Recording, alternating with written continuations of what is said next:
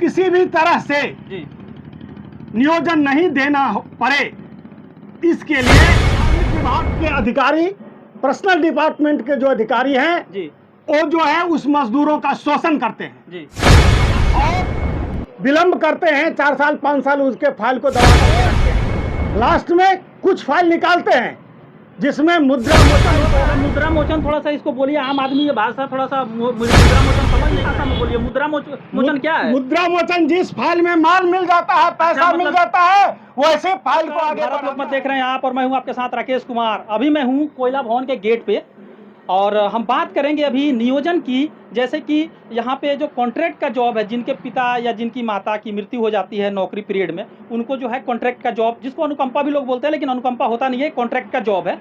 उनका जो नियोजन है, इतना समय क्यों लिया जाता है उनका ज्वाइनिंग कराने में, उस पर भी हम बात करेंगे। और कितना समय सीमा होता है उसका ज्वाइनिंग कराने का, नियोजन कराने का, उस पर भी हम बात करेंगे। तो हमारे साथ जो है जनता मजदूर संघ के नेता बीके झा जी, उनसे बात करेंगे और जानने की कोशिश करेंगे कि उनका इस पे क्या कुछ कहना है। तो अभी सवाल ये है कि जो नियोजन का जो मामला है, बहुत सारे लोग ऐसे हैं कि जैसा कि बताया जाता है कि 84 या 86 दिन के अंदर उनकी ज्वाइनिंग हो जानी चाहिए, जिनका कॉन्ट्रैक्ट का जॉब है, जिनके पिता या माता की मृत्यु हो गई या बदले में जो जॉब हो रहा है। तो उसके बाद भी हम देख रहे हैं 5-5 साल 6-6 साल तक लोगों की नौकरी अटकी हुई है, ज्वाइनिंग नहीं करवाया जा रहा है। और उनका जीविकोपार्जन कैसे चलेगा, उनकी रोजी रोटी कैसे चलेगी? वो तो ऐसे ही बुढ़ा रहे हैं, हम देख रहे हैं घर में बैठ के। उसको किस तरीके से आप देख रहे हैं? देखिए, जहां तक नियोजन का सवाल है जी, प्रबंधन को आपने बोला जो एसओपी आया है जी। उसके तहत 84 दिनों में नियोजन दे देना चाहिए, जी बिल्कुल दे देना है। लेकिन बीसीसीएल का जो प्रबंधन है, किसी भी तरह से जी नियोजन नहीं देना पड़े, इसके लिए कार्मिक विभाग के अधिकारी, पर्सनल डिपार्टमेंट के जो अधिकारी हैं जी वो जो है उस मजदूरों का शोषण करते हैं जी और अनावश्यक विलंब करते हैं। 4 साल 5 साल उसके फाइल को दबा करके रखते हैं जी और लास्ट में कुछ फाइल निकालते हैं जिसमें मुद्रा मोचन होता है।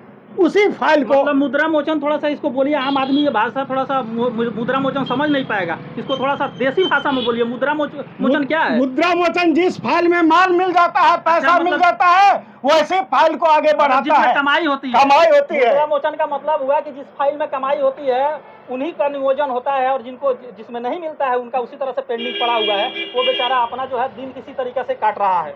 जी, और इस तरह का करीब 700 से ऊपर फाइल लंबित है। 700 से ऊपर फाइल लंबित है जी, जिसको नियोजन मिल जाना चाहिए जी। लेकिन 4 साल 5 साल 7 साल से उसका नियोजन नहीं मिला है। 7 साल वैसे लोग भूखमरी के कागार पर हैं, सूदखोरों के चंगुल में हैं और कटोरा लेके भीख मांगने पर मजबूर हैं। सूत्रों से तो ये भी पता चला है कितने लोग आत्महत्या भी कर लिए हैं। हाँ, बदहाल स्थिति के वजह से। सही बात बोले आप। जी, कुछ लोग लास्ट में इस तरह का कदम उठाए हैं जी। लेकिन ये प्रबंधन जो है वह कुंभकर्णी निद्रा में सोई हुई है। ऐसे जो डिजीज्ड एम्प्लॉय हैं जी, जिनको नियोजन मिलना चाहिए अपने माँ के बदले में, अपने बाप के बदले में, वैसे नियोजन को अनावश्यक रूप से लंबित करके रखा गया है। इसमें सारा दोष कार्मिक विभाग के अधिकारियों का है जो उस फाइल को लंबित करके रखा है और ऐसे ऐसे लोगों को अविलंब वहां से स्थानांतरण करना चाहिए। जी। आपको मालूम होगा कि बीसीसीएल कोयला भवन जो है वह बीसीसीएल का मुख्यालय है जी।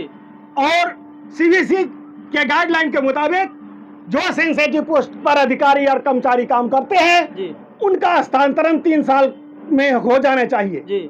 लेकिन यहाँ इंप्लीमेंट नहीं होता है।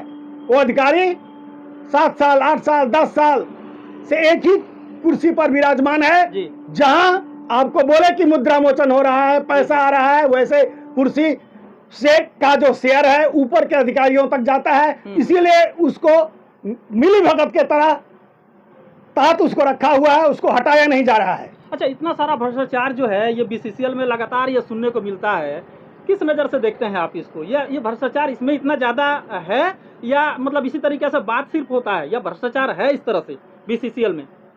बीसीसीएल में पोषित भ्रष्टाचार है जी, संरक्षित भ्रष्टाचार है और उसी भ्रष्टाचार के बदौलत जो है आप देखिएगा कि अधिकारी की जो संपत्ति है, उसकी जो तनख्वाह है, उस तनख्वाह से उसका काम नहीं चलता है जी उसको जब तक वो भ्रष्टाचार में लिप्त हो करके पैसा नहीं कमाएगा तब तक उसको चैन नहीं है। जी तो मैं आपके चैनल के माध्यम से जी सीएम डीबीसीसीएल डीपी बीसीसीएल से मांग करता हूं कि आप कार्मिक विभाग और सिविल डिपार्टमेंट, जी यहाँ बहुत ज्यादा भ्रष्टाचार है, ऐसे विभागों पर आवश्यक निगरानी रखिए, आवश्यक कार्रवाई कीजिए, एक स्वच्छ वातावरण बनाइए ताकि बीसीसीएल के जो एम्प्लॉय हैं, जो धनबाद का नागरिक है, उसको सहूलियत हो और बीसीसीएल का नाम रोशन हो।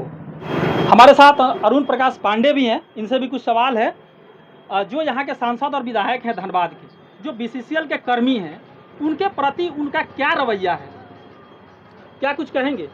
सबसे पहले तो यहाँ के सांसद विधायक जो हैं उनको सिर्फ इलेक्शन में ही कोल कर्मियों की याद आती है, और जब उनका चुनाव समाप्त हो जाता है, इसके बाद कोल कर्मी जी रहा है कि मर रहा है, कि भूखे घूम रहा है, कि पानी पी रहा है, स्वच्छ पानी मिल रहा है कि नहीं मिल रहा, बढ़िया से रह रहा है कि नहीं रह रहा, इसको देखने वाला न विधायक यहाँ का है न सांसद है।